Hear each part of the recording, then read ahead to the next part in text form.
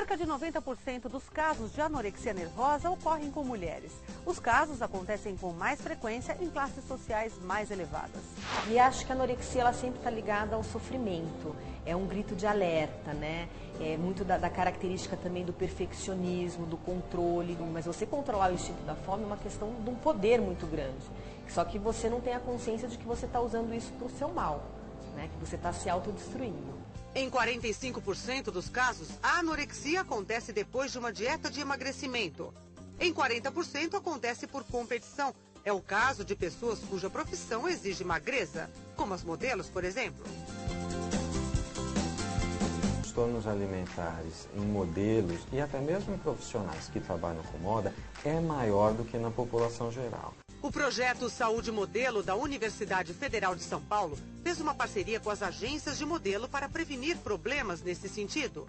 Monitoramento do peso e da alimentação são realizados constantemente por equipe composta por nutricionistas, psicólogos, para uma orientação adequada para essas meninas que vivem em constante pressão. Então a modelo ela começa a sua vida profissional na adolescência, que por si só já é uma idade de risco para desenvolvimento de transtornos alimentares.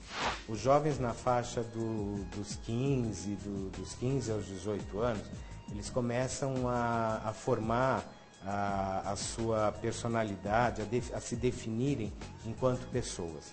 Então eles passam a se preocupar com a sua forma física, é aquela ideia que eu faço, né, de a visão que eu tenho de mim, a visão que os outros têm de mim.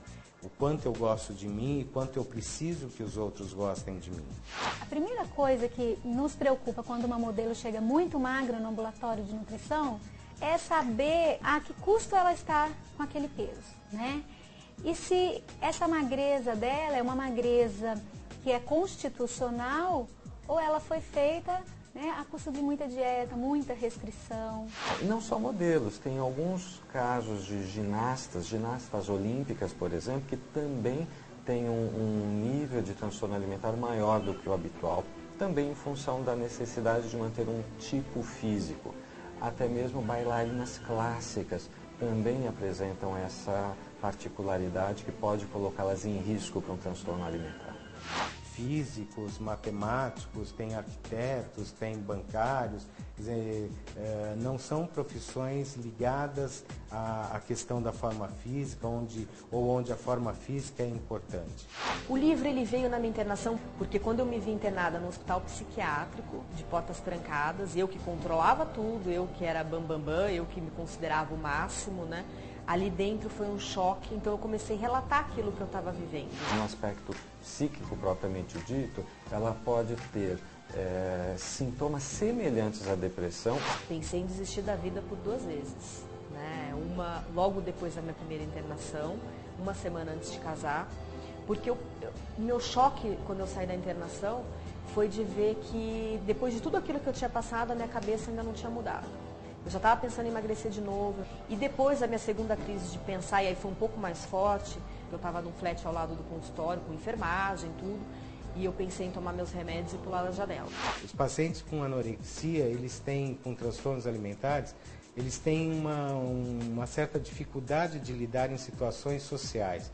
Quando vai em jantar em casa, né, do convidado de alguém, eu sempre sofria muito, já ficava antes pensando como é que eu ia fazer, como é que eu ia disfarçar, mas eu sempre dava um jeito de comer um pouco, bebia uma água, bebia alguma coisa e deixava a comida.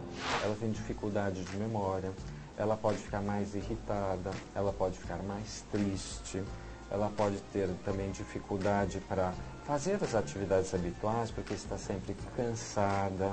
No auge da doença, eu tive comprometimento intelectual, eu não tinha boa memória, dificuldade em me concentrar.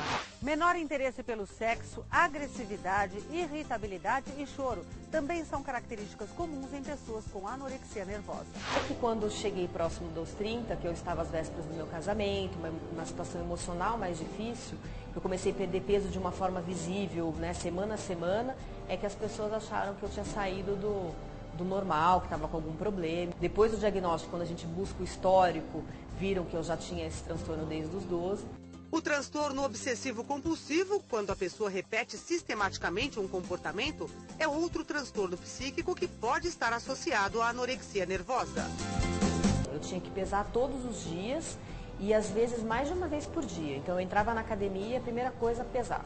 Eu ia para atividade física, saía, depois pesava de novo. Então era uma obsessão e o número da balança, ele tinha um impacto muito grande no meu dia. O tratamento envolve ações coordenadas de vários especialistas. O psiquiatra indica e monitora o uso de medicamentos. O clínico acompanha a evolução física do paciente, podendo, em casos graves, recomendar a internação. O nutricionista elabora um plano de reabilitação alimentar e recuperação do peso. O psicoterapeuta ajuda o paciente a tornar-se mais consciente da necessidade de mudar os atos que prejudicam a saúde. Tem que tomar alguns cuidados de sempre me alimentar de 2 em 2 ou de 3 em 3 horas, no máximo. Faço aí 6 alimentações por dia, 6 refeições por dia. E sempre descrevendo o que eu estou comendo. É o diário alimentar, onde o paciente relata durante todo o dia o que foi ingerido, quais os sentimentos relacionados à ingestão alimentar, local. Então é feito um mapeamento comportamental de toda essa alimentação.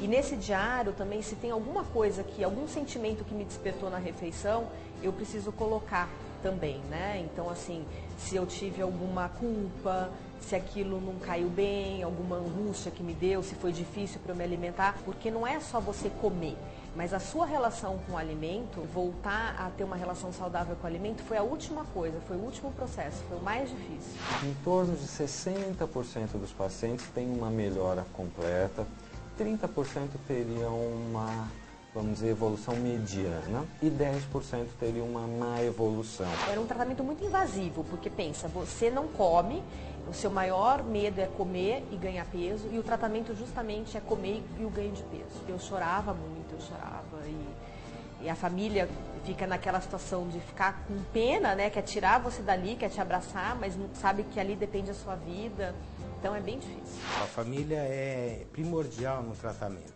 É preciso que a família contribua no sentido de, primeiro, compreender a doença, compreender esses comportamentos como um transtorno psiquiátrico. É preciso que haja aceitação e não preconceito em dizer que isso é só um modismo. O papel da família é amar, né? A família tem que entender e tem que acolher.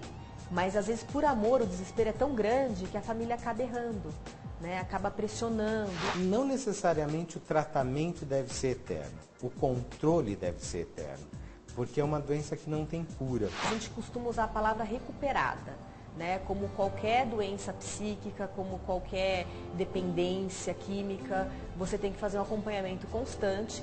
E quando você está estabilizada, você vai espaçando mais as consultas, porque é uma equipe multidisciplinar que te trata. Você precisa de um psiquiatra, de um psicólogo, de uma nutricionista e da questão da parte clínica também, né? Então, assim, com o tempo você vai passando menos nas consultas, até chegar na fase de manutenção. Hoje eu já faço uma manutenção, mas o acompanhamento para o resto da vida.